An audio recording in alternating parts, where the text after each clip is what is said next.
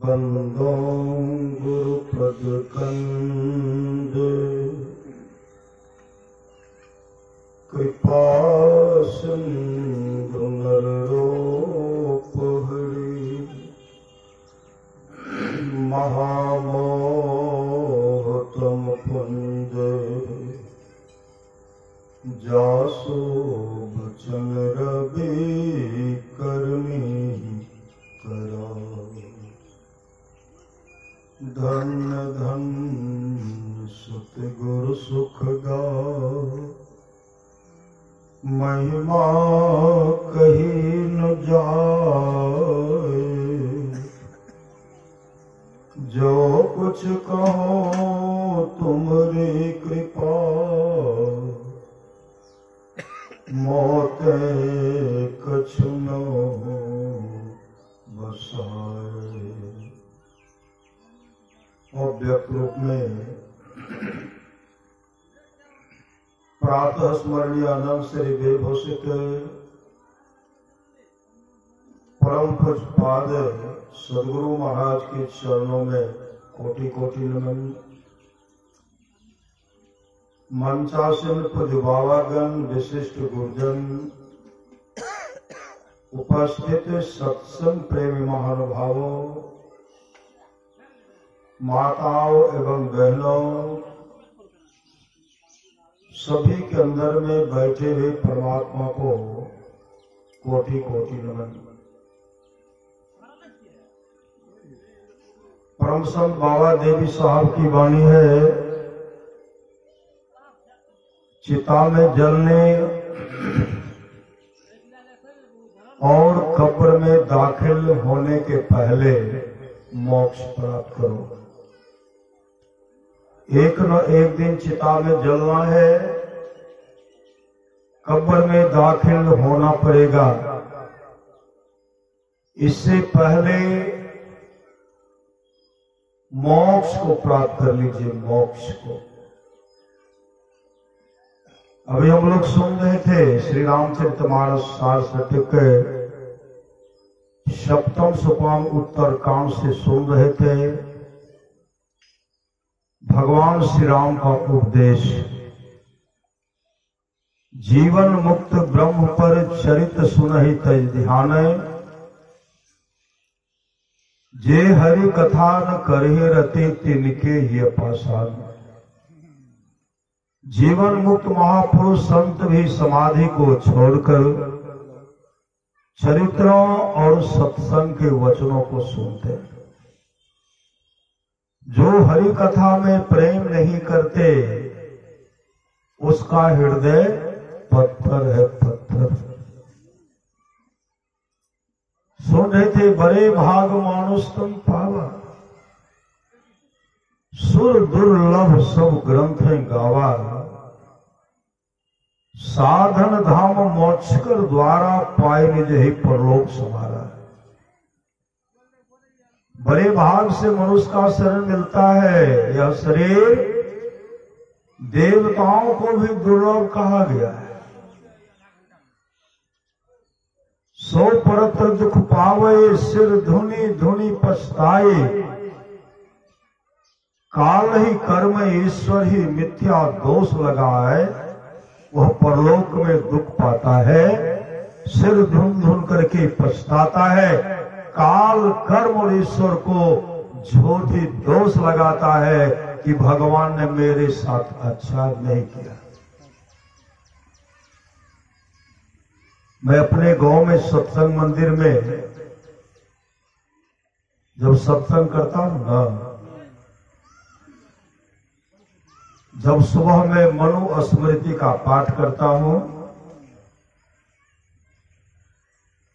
मनुष्य को मछली मांस नहीं खाना चाहिए, नशा का सेवन नहीं करना चाहिए, शराब नहीं पीना चाहिए, आदि आदि नशीली वस्तु का सेवन नहीं करना चाहिए। मनुस्मृति माया अष्ट घातक होता, 8 घातक होता है जिसको पाप लगता है। मोल लेने वाला, बेचने वाला, खरीदने वाला, शस्त्र से मांस काटने वाला, आज्ञा देने वाला, उसको पकाने वाला, परोसने वाला, खाने वाला अष्टघातक होता है। और नशा का सेवन नहीं करना चाहिए। जब मंदिर में इस तरह का मैं पाठ करता हूं, प्रवचन करता हूं, एक मेरे गांव में शराबी तो बहुत है, श्री सदगुरु, बहुत शराबी। एक ऐसा पीढ़ी है जो बिगड़ गया है। हम आ रहे थे, सत्संग मंदिर से निकले, एक व्यक्ति कहते हैं हम मछली मांस खाते हैं तो मछली मांस का विरोध करते हैं, शराब पीते हैं, आप शराब का विरोध करते हैं। आप माइक लगा करके कहते हैं हम भी अपने भाषा पर माइक लगाएंगे, उसमें कहेंगे कि सत्संग नहीं करना चाहिए, सत्संग करने से पाप होता है, शराब पीना चाहिए, मछली मांस खाना चाहिए। मैं इस तरह का माइक लगा करके भाषा पर खुलेआम कहूंगा। श्री सदगुरु प्रातःकालीन सत्संग सुनने के बाद आप सुन रहे थे उस वृद्ध वाला से, धन तो बहुत कमाया, पद तो मुखिया का पद प्राप्त किया, बहुत बहुत धन संग्रह किया, शराब पीने में सब बेच दिया, दुराचारी में सब बेच दिया, सब बेच दिया। अपने भी शराब पीते हैं, पुत्र भी शराब पीते हैं, उनको पता है। श्री सदगुरु वो चर्चा कर रहे थे, मैं इसमें नाम नहीं बोल रहा हूं, श्री सदगुरु, और उनसे सुन रहे थे उनकी हालत जो आज गरीब से भी बदतर है, सुन रहे थे। ये नशा का जो हुआ शिकार, उजरा उसका घर पर परिवार, इसलिए नशा का सेवन नहीं करना चाहिए।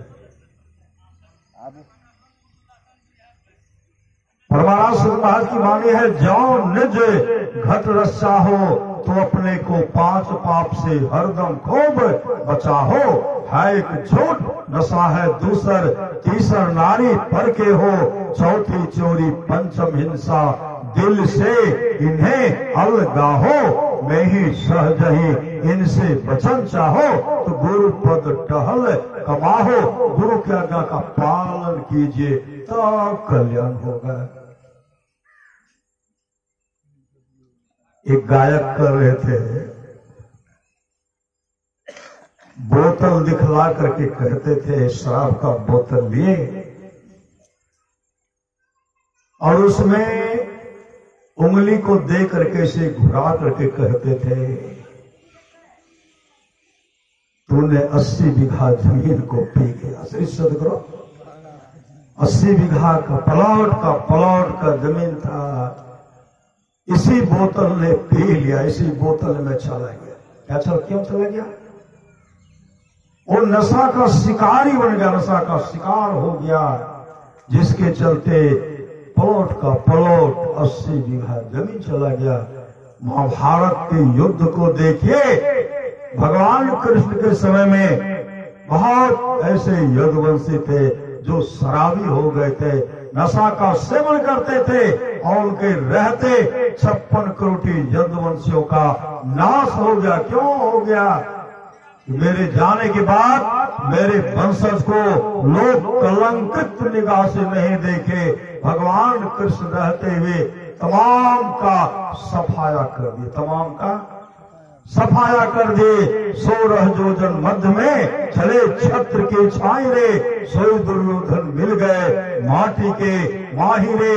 भवसागर में आए के कछु क्यों ने कारे, यह जीरान मोल है गौरी में फेंकारे। कहे कबीर पुकार के यहाँ कोई न अपना रे, यह शरीर भी आपका नहीं है। अभी सुन रहे थे ना, कहते हैं यह संसार जो है दुखालय है, पूर्वता से सुन रहे थे, दुखालय नहीं सुखालय है। संसार तो दुखालय है ही। यह शरीर जो है रोग का घर है, यह शरीर भी दुखालय है। यह दुखालय का मतलब होता है दुख का घर, और यह शरीर में भी सुखालय है, वह है सुख का घर, जिसके लिए भगवान श्री राम कहते हैं बड़े भाग मानुष तन पावा, असुर दुर्लभ सब ग्रंथ गावा, करण धार सदगुरु दृढ़ावा, दुर्लभ साज सुलभ करी पावा। अंतिम में जो पर लोग यहाँ सुख चाहो, सुनि मम वचन हृदय दृढ़ गाहो, सुलभ सुखद मारग भाई, भगति मोर पुराण स्मृति गाई, भगति सुतंत्र सकल सुख खाने, बिनु सत्संग न पावे। प्राणी भक्ति का मतलब होता है सेवा। सेवा कर लीजिए, हर बात को भूलो भले, माँ बाप को मत भूलना, उपकार इनके लाखों हैं, इस बात को मत भूलना। जो माता पिता का सेवा करेंगे, पति का सेवा करेंगे, सास ससुर का सेवा करेंगे, अपने जीवन के भागदौड़ को संत सदगुरु के हवाले करके सत्संग नित्य और ध्यान नित्य करेंगे, और एक विपुट मत समय कहो कर जोर, शंकर भजन बिना नर भक्ति न पावे। और जो दृष्टि की धारों को जोड़ेंगे, तम फटे अंधकार मंडल का छेदन होगा, प्रकाश का दर्शन करेंगे, सबके सहारे मोक्ष धाम को चले जाएंगे। ऐसे करने वाले को यह शरीर जो है, संसार जो है, दुखालय तो है, यह शरीर और संसार सुखालय भी है। जो करेंगे सो करेंगे। यहाँ जो है हम लोग छंगोरी बाबू सब भाई मिल करके अपने माँ का श्राद्ध कर्म किए ना, भोज हुआ, भंडारा हुआ, भोज सब हुआ, लोग आनंद से खाए, तरह तरह का व्यवस्था की। वो आत्मा है, अजर है, अमर है, अविनाशी है। जो जो अन्नदान, जो जो पुण्य किए, जो भी दान किए, और जो इसमें खाए, सब अपना पुण्य उस दिवंगत आत्मा को दिए, उस आत्मा को सब अपना अपना पुण्य दिए, और पुण्य लेकर वो माँ यहाँ से गई, वहां सुखमय जीवन व्यतीत करती है। श्री सदगुरु सबके जन्मदिन, सबके छठी शिला, सबके मुंडन संस्कार, सबके मृत्यु प्रांत इस तरह का सत्संग का आयोजन नहीं होता है। किनके लिए होता है? जो बड़े भाग मानुष तन पावा, उसी के लिए सत्संग का आयोजन होता है। परमारास महाराज की वाणी है, थोड़ा सा भी सत्संग करो बड़ा लाभ होता है। थोड़ा सा भी सत्संग करो बड़ा लाभ होता है। कौन कौन कौन कौन करे? धुंधकारी 7 दिन तक सत्संग सुने, प्रेत बन गए थे धुंधकारी। श्रीमद् भागवत महापुराण को रटते पढ़िए, 7 दिन तक सत्संग का श्रवण किए और प्रेत योनि से मुक्ति मिल गई, उनका परम कल्याण हो गया।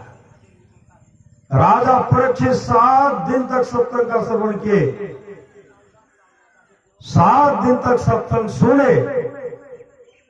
7वें दिन सत्संग समाप्त हुआ, उनके लिए बैकुंठ लोक से विमान आया, विमान पर बैठकर बैकुंठ लोक चले गए। इस सत्संग का फल है। अधुंधकारी भी विमान पर बैठ करके बैकुंठ धाम को चले गए। इस सत्संग का फल है। जो करेंगे सो करेंगे, हम करवे नहीं करेंगे तो लाभ होगा। अभी सुन रहे थे, सो परत्र दुख पावई, सिर धुनी धुनी पछताए। वह परलोक में दुख पाता है, सिर धुन धुन करके पछताता है। गरुड़ पुराण को उलट करके पढ़िए। पापी पापात्मा, पुण्यात्मा होता, पापात्मा होता है।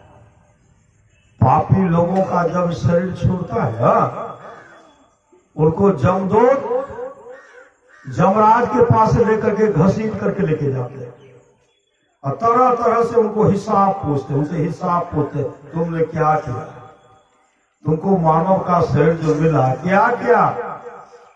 महापुरुष की वाणी है, कर्ज में नर्तन मिला उसको तू बिसरा गया, सूद का जिक्र क्या मूलधन भी खो गया, धर्म की डिग्री भी कालपुर की आएगी, जिंदगी अधम तेरी नीलाम करनी रहेगी।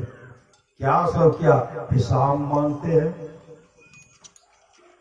जीवन में शुभ काम तो किए नहीं थे, शराब पीने में मस्त रहते थे, मछली मांस अंडा खाने में मस्त रहते थे, कभी जीवन में न अन्नदान, न द्रव्यदान, न जलदान, न वस्त्रदान, न समय दान, समय निकाल करके भी वो सत्संग नहीं सुने, कोई किसी तरह का दान नहीं किए। जमराज कहते हैं इसको शराब पीने में बहुत आनंद आता था, अरे जमदूतो इसको पीटो। जब पिटाई शुरू हो गई चीखने लगे, चिल्लाने लगे, हे भाइया, हे पुत्र, हे कुटुंबियों, हे सगे संबंधियों, कोई तो मुझे जम की मार से बचाओ। कौन बचाएंगे? तो बचाने वाले हैं। गरुड़ पुराण को उलट करके पढ़िए, भगवान विष्णु गरुड़ जी से कहते हैं, गरुड़ जी उस क्रूर काल के बारे में आपको बता रहा हूं, देखना तो दूर रहा, नाम सुनते कांप जाओगे, जम जाल में जति फटकारे, लेखा देते भूलिए, रे हंसा एक दिन चली जई है। कहते पानी कहा, कभी प्यासे को पानी पिलाया, भोजन कभी भूखे को भोजन कराया। है जमदूतों, इसको शराब पीने बहुत आनंद आता था, इनके मुख में तेजाब तेजाब तेजाब डालो, तेजाब तेजाब अगर पड़ गया शरीर पर क्या होता है? जल जाता है, वस्त्र पर पड़ा वस्त्र भी जल जाता है। कैर के कैर पिला रहे, ठोर बरक करके लुढ़क जाता, शुगर के मुंह की तरह बरक जाता है।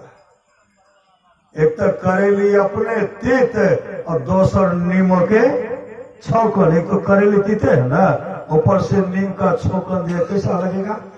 एक तो अपने कष्ट भोग रहे हैं, ऊपर से कुटाई हो रही है, वहां से भागे, छटपटा करके भागते हैं। एक 80 पत्र वृक्ष है, और वहां उस वृक्ष के पास जब जैसे पहुंचते हैं ना, सोचते हैं कि वहां जाएंगे तो छाया मिलेगा। छाया क्या मिलेगा? जैसे वह पापी वहां पहुंचता है, आग का गोला गिरने लगता, आग का गोला गिरता है, और शरीर वृक्ष से जो पत्ता टूट करके गिरता है, शरीर का एक एक अंग कट करके अलग हो जाता है, और आग का गोला जब गिरता है तो शरीर जल रहा है, चीख रहे हैं, चिल्ला रहे हैं, वहां से छटपटा करके सोचते हैं पानी है, पानी पिएंगे। नरक में पानी कहाँ, वहां तो पीप भी नसीब नहीं होता है। नरक में पीप का कुंड था, जैसे छटपटा करके वहां भागते हैं, पानी पिएंगे, जैसे उसमें मुंह सटाते हैं, वह तो पीप का कुंड है, उसमें भी नुकीला जीव जंतु रहते हैं, पूरे ठोर को बेंध डालते हैं, छटपट कर रहे हैं। उसके बाद जमराज कहते हैं इसको शराब पीने में आनंद आता था, इसलिए इसको उठाओ और कुंभहीन पाक नरक में गिरा दो। ले जल जीवन जग में कछु न कियो, क्या किए? दिन 10 नहरवा खेल रे निज सासुर जाना हो, एक तो अंधेरी कोठरी जामे दियोन बाती हो, बहिया पकड़ी जम ले चले कोई संगी न साथियों। शराब पीने वाला कोई साथ जाएंगे? कोई ठगने वाले, जुआ खेलने वाले साथ जाएंगे? मेरे गांव की घटना है, लड़का बहुत अच्छा था, उनके यहां पर हम सत्संग करवाए, बाबा को मंगाए, लड़का तैयार हो गया भजन भेद लेने के लिए।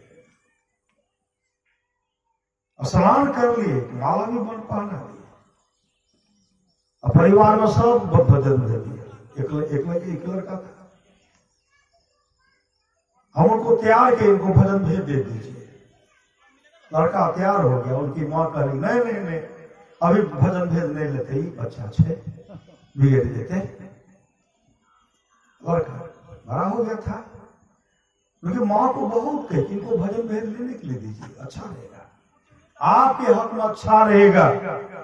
नहीं नहीं, बाबा वहां तैयार से बोला नहीं, दीक्षा लेने के लिए नहीं, दूसरी समय लड़का हमको करने लगा। बाबा आय कि हमरा भजन भेद ले नहीं दे छे, और हम कहे छो सबके बीच में अगर एक हम तबाह नहीं कर दिए तो हमार नाम पंकज नहीं, श्री सदगुरु हमार नाम पंकज नहीं, तबाह कर के भक्ति में बिगाड़ दिए।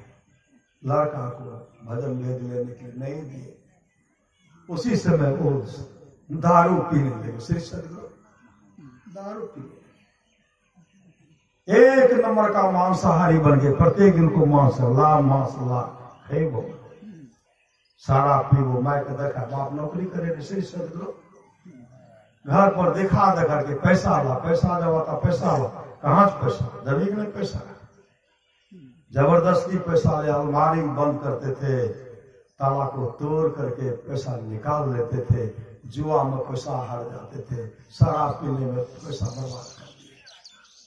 अब कितना ताला बदलेंगे नहीं, एक चाबी बना, चाबी अंग्रेजी पहुंचे खोल के निकाल लेते। इतना शराबी हो गया, एक दिन की बात है, अपने माँ से कहते हैं हमारा पैसा दो, हम मछली खेबे, हम शराब पीबे, पैसा नहीं देवो, नहीं देवी तो हे देखिए की करे। श्री सदगुरु 5 लीटर था किरासन तेल, उसको उठाए कपारे पर डाल दिए, और सलाह लेकर के जैसे बारने लगे, दे दिए। हम उसी समय पहुंच गए, पंकज काहे इस तरह करते हो, करके कहने रही ना बाबा एकरा कि हमरा भजन भेद ले लेते थे, तबाह कर देवे, एकरा सिर्फ हमरा हस तबाही लिखल है, एकरा तबाह कर। श्री सदगुरु वृक्ष को, आम का वृक्ष कटवा करके जुआ खेल गए, शराब पी गए, 5 कट्ठा जमीन का मिट्टी पूरा कटवा करके शराब पी गए, मछली मांस खा गए। अब जो भी है इधर पिताजी संसार से चल बसे। श्री सदगुरु नौकरी होने लगा, हमारा नौकरी नहीं करिए, पेंशन उठे चले, हम खूब दारू शराब पी, पेंशन उठे चे पी रहे, मैं झक मार। श्री सदगुरु और कोई बेटी और को शादी करने के लिए 10 लाख टका व्यवस्था किए थे, पता चल गया लाख टका। श्री सदगुरु 10 लाख उड़ा दिए। श्री सदगुरु तो अच्छा हुआ साहब, भजन भेद नहीं लिया, गुंडा था ही अंदर से। श्री सदगुरु गुंडा था ही अंदर से। समय की एक सुनिए, समय की एक ठोकर ही बदल देती है जीवन को। दुराचारी, सुचाचारी, सुचाचारी अजामिल भी था, लेकिन पल भर के कुसंग ने उन्हें दुराचारी बना दिया, नहीं बना दिया। पिताजी ने कितना, श्री सदगुरु सुनिए, दुराचारी बना दिया। और वही जमदूत जब उनको खींच करके लेके जा रहे थे, संत के कहने पर संत ने कहा आपको कितने पुत्र है? कहा इतने पुत्र। का अंतिम पुत्र होगा उसका नाम नारायण रखिएगा। श्रीमद् भागवत महापुराण को रख करके पढ़िए। अजामिल कहते बेटा मेरा नाम आप रखिएगा, मेरा जो मन होगा वही नाम रखूंगा, मैं रखूंगा। महात्मा जी कहते कम से कम अंतिम पुत्र का नाम नारायण तो रखिए। कहा नहीं, पत्नी के कहने पर पत्नी कहने लगी जब वो कह रहे हैं आप नारायण रखिए न, कहा ठीक है बाबा नारायण रखूंगा। श्री सदगुरु नारायण रखे। हमेशा पुत्र बहुत सुंदर, देखने में बहुत सुंदर था। नारायण को अपने पास सुलाते थे। श्रीमद् भागवत महापुराण को उलट करके पढ़िए, सुलाते थे। नारायण पानी लाओ, झट ला देते थे। इतने आसक्त नाम में आसक्ति हो गए, हमेशा मुख से नारायण निकलता था। अर्थात तो दुराचारी हो गया था। पल भर के कुसंग ने उसे दुराचारी बना दिया और उनको 2 जमदूत आए, घसीट करके उनके जीव को खींच रहे हैं, खींच जो रहे हैं। और अजामिल जर्जर हो गया, जर्जर, परिवार के भरण पोषण में जर्जर हो गया। और मुख से जैसे खींच रहे हैं, पुकारते हैं नारायण, अपने बेटा को पुकारते हैं नारायण नारायण नारायण, जो पुकारते हैं उसी समय भगवान विष्णु के पार्षद कहते हैं ठहरो मैं आ रहा हूं। श्रीमद् भागवत महापुराण को पढ़िए, ठहरो मैं आ रहा हूं, ठहरो मैं आ गया। उसी समय जैसे आते हैं तो देखते हैं जमदूत उनके जीव को खींच रहे हैं, ठोकर मार रहे हैं। उसी समय भगवान विष्णु के पार्षद कहते हैं कौन हो जी, जो भगवान के नाम को सुमरन करने वाले को उसको तुम कष्ट पहुंचाते, कौन हो जी? कहा हम जो जमदूत है। कहा नारायण का, मेरे इष्ट का ये नाम ले रहे को खींच रहे हो, निकलते हो कि नहीं? जमदूत कहते हैं इसका समय हो गया, इसके जीव को लेने खींचने के लिए आए। कहा छोड़ते हो कि नहीं? मेरे भगवान विष्णु मेरे नारायण को याद कर। जमदूत कहते नारायण को याद नहीं कर, अपने पुत्र को याद कर रहे हैं। उसी समय भगवान विष्णु के पार्षद जमदूत को ऐसा गुस्सा मारे, जमदूत पासा लेकर के भागे, जमराज के पास गए। कहते महाराज आज से हम यह काम नहीं करेंगे। कहा क्यों? कहा मैं गया था अजामिल के जीव को लाने के लिए, और जो 2 बहुत सुंदर हैं, भगवान विष्णु के पार्षद बहुत सुंदर, बहुत सुंदर है। उन्होंने रोका, मुझे गुस्सा मार दिया, मैं उनकी मार को बर्दाश्त नहीं कर पाया। कहा वो करता था क्या, क्या बोल रहा था? कहा वो बोल रहा था नारायण। भगवान विष्णु कहते जो नारायण को जपते हैं, ऐसे पुण्यात्मा के पास वो भगवान के भक्त हैं, ऐसे नारायण को भजने वाले, ऐसे विष्णु को भजने वाले, वो तो भगवान के भक्त होते हैं। ऐ जमदूत, हम जमराज भी उनके सामने नहीं जाते, हम जमराज भी उनके सामने ऐसे भक्त को दूर से ही नमन करके निकल जाते हैं। तो भगवान के भक्त को कष्ट पहुंचा रहा था। भूल से कभी मत जाना, श्री सदगुरु। उसी समय जमदूत तो भाग गए। भगवान विष्णु के पार्षद कहते हैं आप इसी नाम का सुमरन करते रहिए, क्योंकि वो पहले से दीक्षित थे, भजन भेदी थे।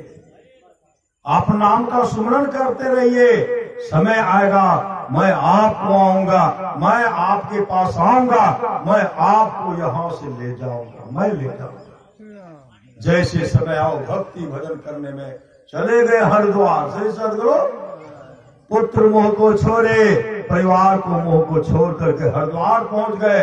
वहां मुस्तैदी के साथ श्रीमद् भागवत महापुराण को करके पढ़िए, सत्संग नित्य और ध्यान नित्य संलग्नता के साथ कीजिए।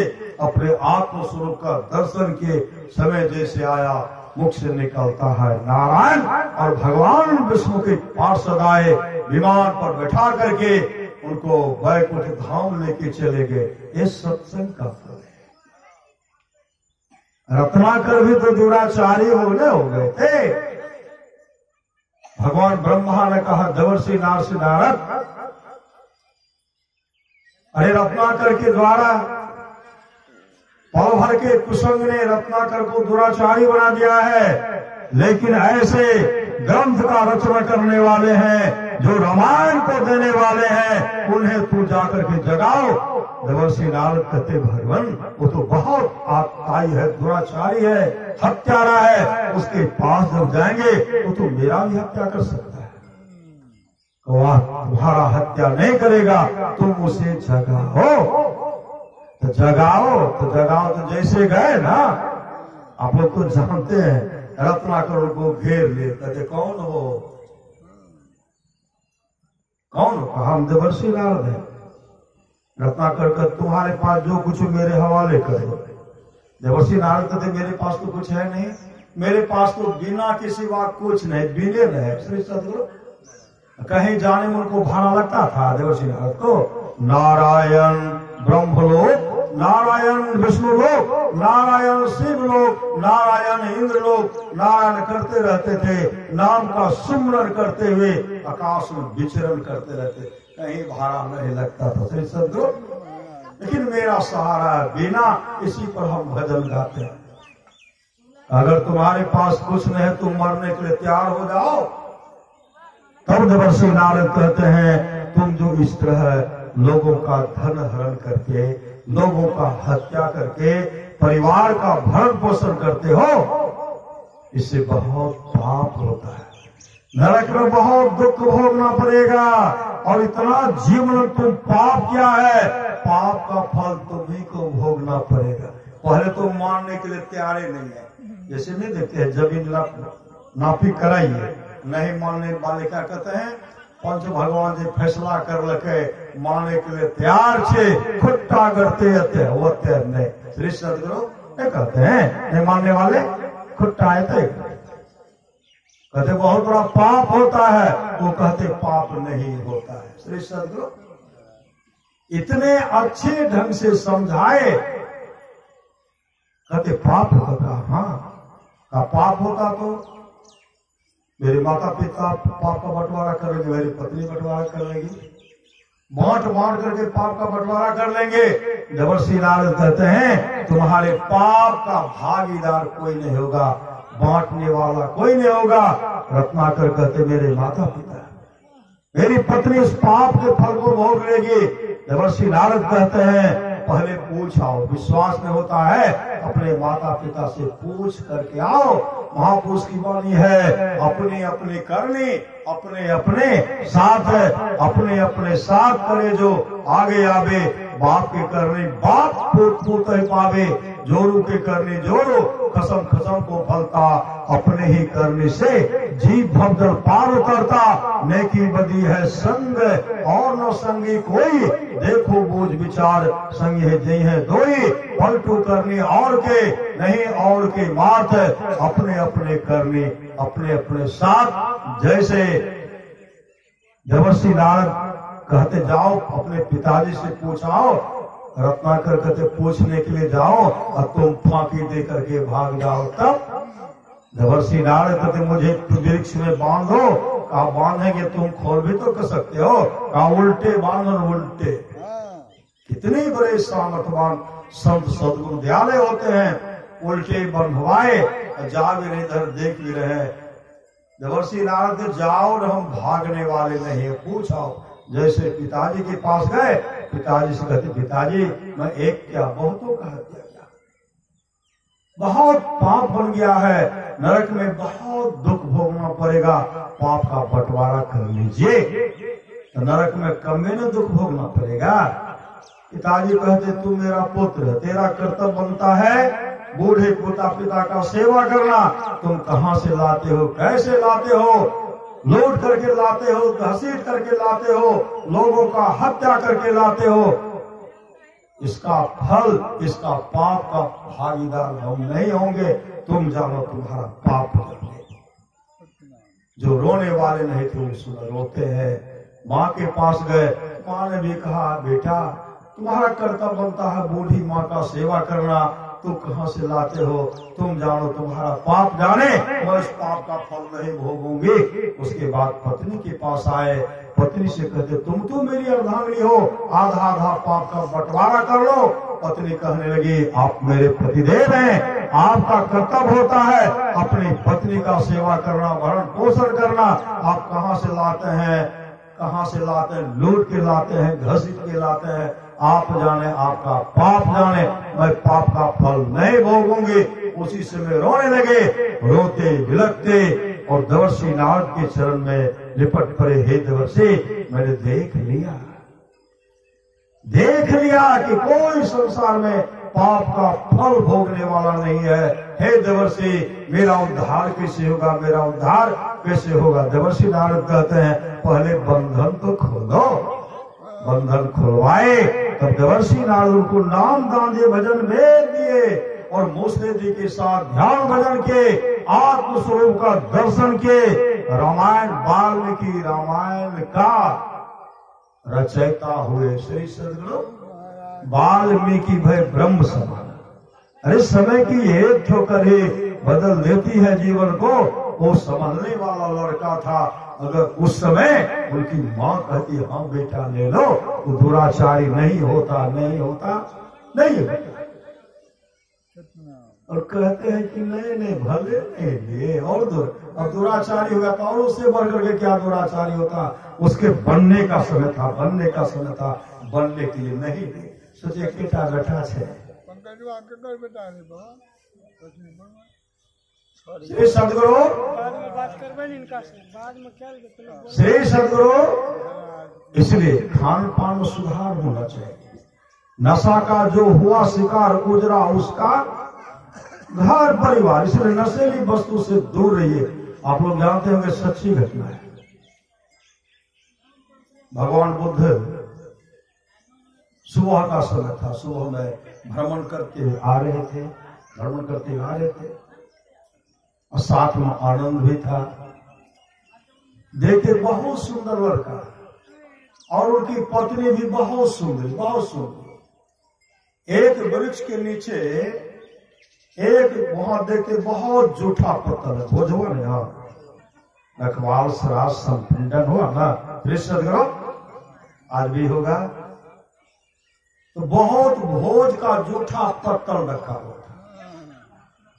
अब पति पत्नी क्या करते, मिल करके जूठा पत्थर जो है उस पर जो जूठा भोजन था उसको एक जगह करके और पत्ता को चाट रहे थे। सुंदर युवक है, सुंदरी पत्नी है, जूठा पत्थर को चाट रहे हैं।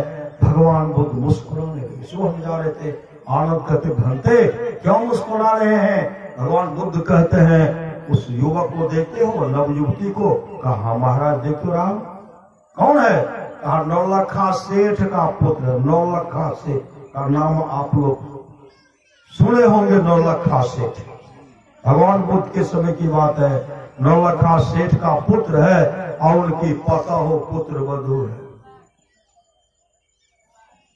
आनंद कहते भ्रमते, नौलखा सेठ के पुत्र और पुत्र वधू की हालत। देखो आनंद, ये लड़का बहुत सदाचार, बहुत सदाचार।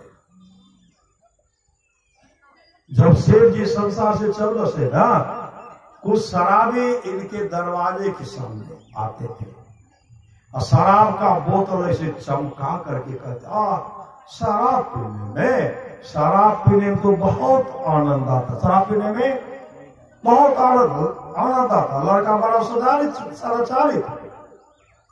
और सब शराबी के मन में हो गया, शेर जी तो अब नहीं रहे संसार में।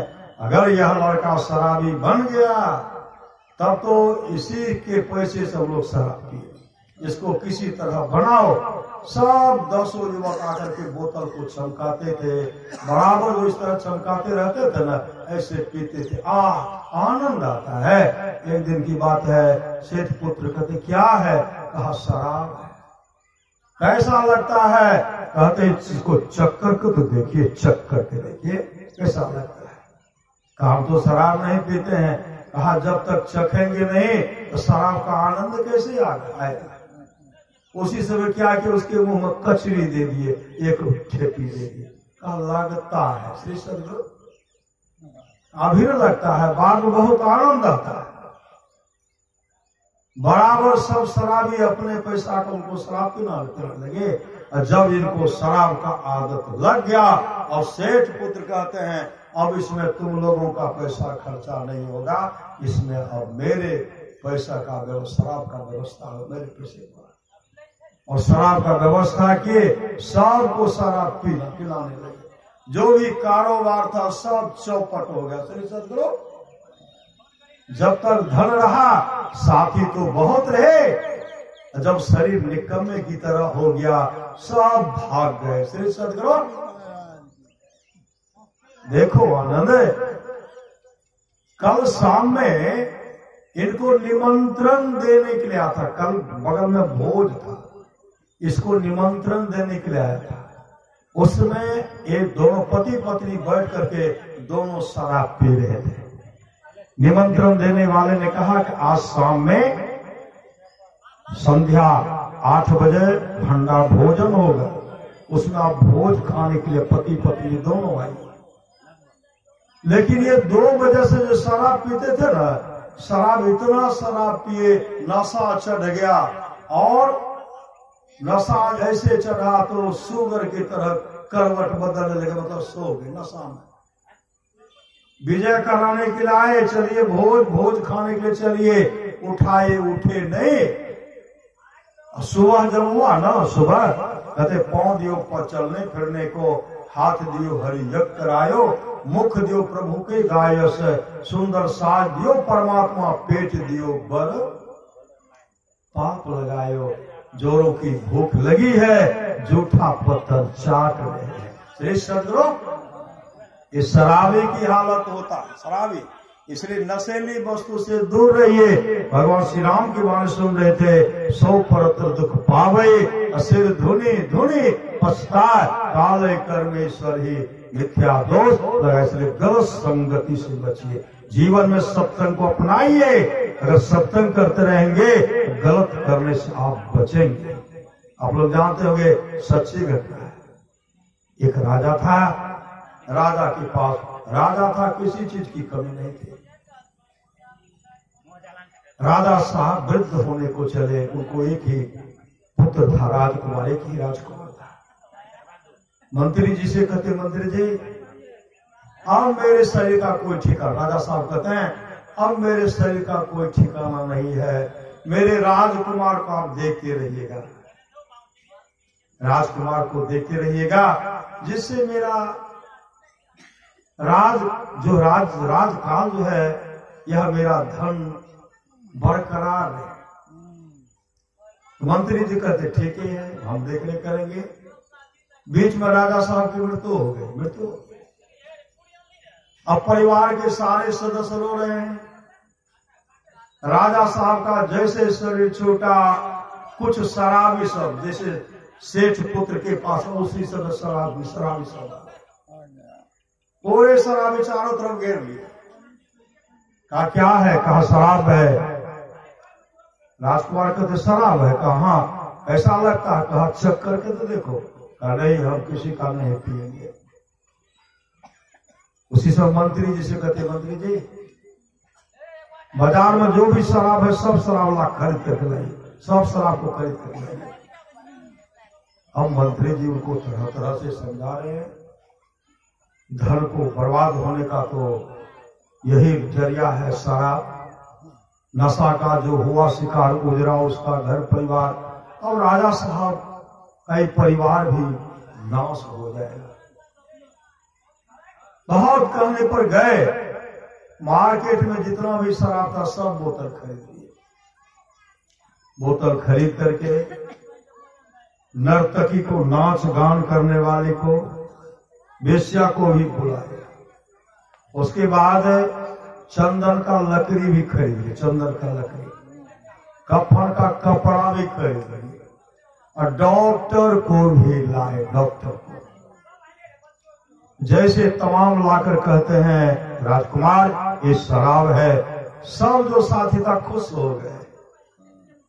राजकुमार भी खुश है, शराब है। कहा ठीक है, भले लाए। यह कौन है? कहा नर्तकी है, वेश्या है, अपूर्व सुंदरी है। शराब पीने के बाद नाच गान देखने का मन करेगा, इसलिए मैंने नर्तकी को भी लाया। कहा तो बहुत अच्छा किया।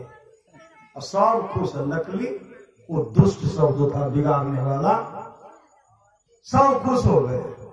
कहते बहुत अच्छा किया। कहा उसके बाद एक और कहा डॉक्टर है। कहा डॉक्टर को कहा लाए? कहा महाराज आप शराब पिएंगे, नाच गान देखेंगे, आपका चरित्र बिगड़ेगा, आपका स्वास्थ्य खराब हो जाएगा। और स्वास्थ्य जब खराब होगा ना तो हम डॉक्टर को लाए हैं, डॉक्टर आपका इलाज करेंगे, आपका शरीर स्वस्थ होगा। लेकिन स्वस्थ नहीं होगा, डॉक्टर इलाज करेंगे, स्वास्थ्य आपका बिगड़ता ही चला जाएगा। उसके बाद एक कपड़ा, कहा कपड़ा, यह कफन का कपड़ा है। शरीर से जीवात्मा निकलेगी, शरीर को ढकने के लिए कफन का कपड़ा तो चाहिए। कहीं चंदन का लकड़ी, कहा जलाने के लिए। हम राजा साहब को कहे थे आपके धन का देखरेख करेंगे, लेकिन मैं महाराज से प्रार्थना को ही महाराज आपके पुत्र की संगति जो है गलत हो गई है, उसके चलते मैं आपके धरोहर को बचा नहीं रहा हूं, इसलिए आपका धन को मैं तो बचा लूंगा, अगर आपकी मृत्यु होगी तो जलाने के लिए हमको चंदन का लकड़ी मंगाना पड़ेगा, कफन का कपड़ा मंगाना पड़ेगा। डॉक्टर को इसलिए मैंने पहले व्यवस्था कर दिया है। आपकी इच्छा, आप धन को बचाइए, अपने पिता के धरोहर को बर्बाद कीजिए। उसी समय वह युवक राजकुमार क्या किए, उससे बोतल, शराब का बोतल उठाते हैं और जो नकली साथी सब को मारने लगे। फटाफट दे रहे हैं, किसी को यहाँ लगे, पीछे घूरे तो यहाँ लगे, फटाफट किसी का माथा फटा, भाग रहे हैं, दौड़ रहे हैं, अब खूब देर शराब का बोतल मारे, सब भागे।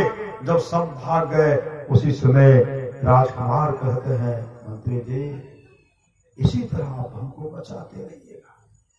जब मेरी गलत संगति होने लगे, पिता तो नहीं है, पिता के रूप में आप हैं, मुझे बचाते रहिएगा।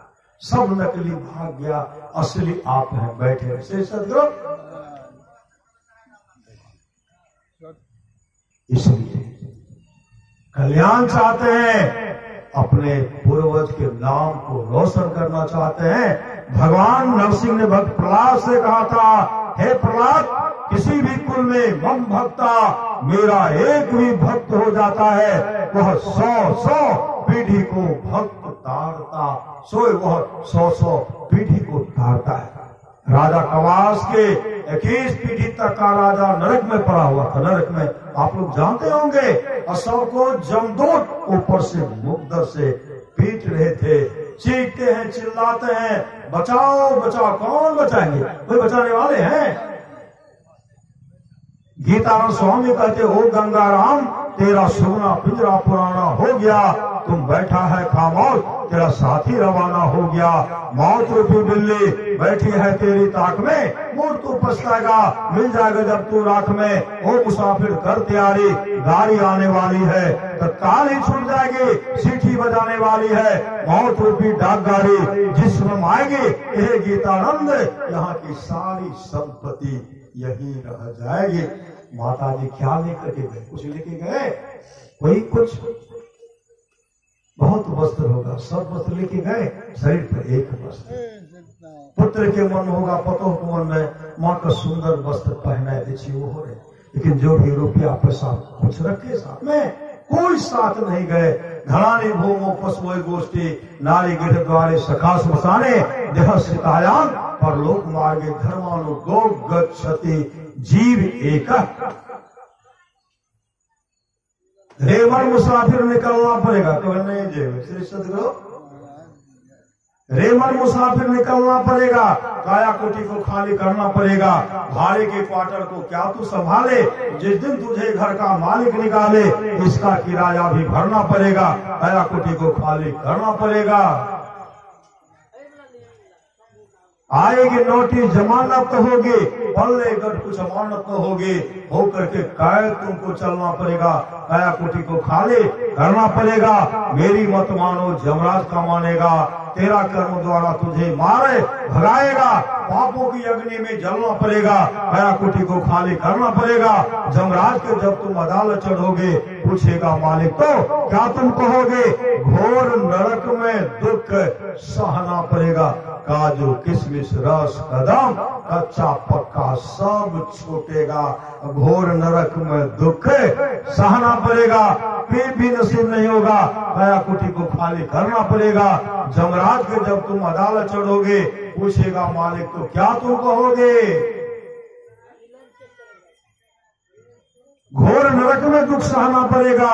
मेरी कहे गीतानंद, फिरेगा तो रोता, 184 बिच खाएगा गोता, फिर जन्म और मरना पड़ेगा, काया कोठी को खाली करना पड़ेगा। इसलिए इससे बचना चाहते हैं, अपने जीवन के बातों को संत सदगुरु के हवाले कीजिए। राजा कवास के 21 पीढ़ी तक का राजा नरक में दुख भोग रहा था, जमदूत ऊपर से पीट रहे थे, बचाओ बचाओ। उसी समय जमराज को ध्यान गई, तुम्हारे वंशज के लोग जब सत्संग कराएंगे, भजन भेद लेकर के, दीक्षा लेकर के सत्संग कराएंगे, तुम लोगों का उद्धार हो जाएगा, तुम लोगों का परम कल्याण हो जाएगा। जब देवर्षि नारद उनको आकर के समझाते हैं, आप दीक्षा लेकर के, भजन भेद लेकर के सत्संग करवा लीजिए। 21 पीढ़ी तक का राजा स्वप्न में राजा कवास को कहते, कवास हम लोग धन को बटोरने में अमूल जीवन को बर्बाद कर दिए, कभी जीवन में सदगुरु धारण नहीं किए, न सत्संग किए, न भजन किए, इसलिए तुम दीक्षा लेकर के सत्संग करवा दो, हम लोगों का उद्धार हो जाएगा। राजा कवास को भजन भेद लिए, भजन भेद लेकर के सत्संग करवाए। जैसे सत्संग समापन को जा रहा था, 21 पीढ़ी तक का राजा जो था, उसके लिए स्वर्गलोक से विमान आया, विमान पर बैठा करके स्वर्गलोक लेके चला गया। इस सत्संग का फल है। तो भगवान श्री राम कहते हैं, कर्णधार सदगुरु दिरनावा, दुर्लभ सार सुलभ कर पावा, जोन उतरे भव सागर, नर समाज पाय, सौकृत निंदक मंदमती, आत्म हन गति। जय तुम लोग माता जी के दिवंगत आत्मा की शांति हेतु सत्संग कर रहे हैं। सदगुरु से प्रार्थना करते हैं, सदगुरु वह आत्मा अजर है, अमर है, वह माँ का आत्मा अजर है, अमर है, उस माँ के आत्मा को शांति मिले, शांति मिले, शांति मिले। यही सदगुरु से प्रार्थना है। श्री सदगुरु महाराज की